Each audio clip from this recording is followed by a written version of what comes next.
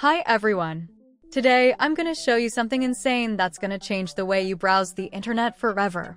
You know when a website is so bright you feel like you're staring into the sun? Well, not anymore, thanks to the Turn Off the Lights browser extension. Introducing the right-click context menu. With just a simple right-click on any web page, boom, the entire screen dims, focusing your attention where it matters most. But wait, it gets even better. I'm gonna show you how easy it is to enable it, like right now. First, click right on the gray lamp icon in your browser toolbar, and select the menu item options. In the sidebar, click on the menu item advanced options. Scroll down until you see the topic context menu. It's like halfway down. And enable the switch that says Show the context menu to focus an item. Make sure it's on, glowing like your future. But you can also enable other useful options such as AutoDim, AutoStop, and night mode. Alright, let's do this. First, we open up a web page.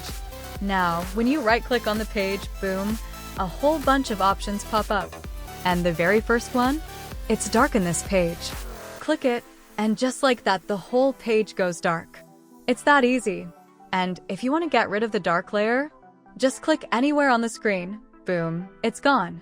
Now, let's say you jump over to a page with a video on it. Right-click on the HTML5 video player. You get special options just for the video. You can focus in and really zone in on that player. Super cool. And if you head back over to a site like Google, right-click again. You see the many menu items, such as to toggle AutoDim, AutoStop, or even the night mode feature. If I click on Toggle Night Mode, boom, a night mode switch appears right there on the page. Instantly transforms the site into my own personal dark theme. Looks so good, and it's just one click away. And that's it.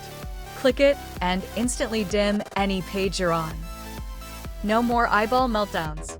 If you haven't already, smash that like button if you learned something new, and subscribe for more hidden tips. I'll see you in the next one.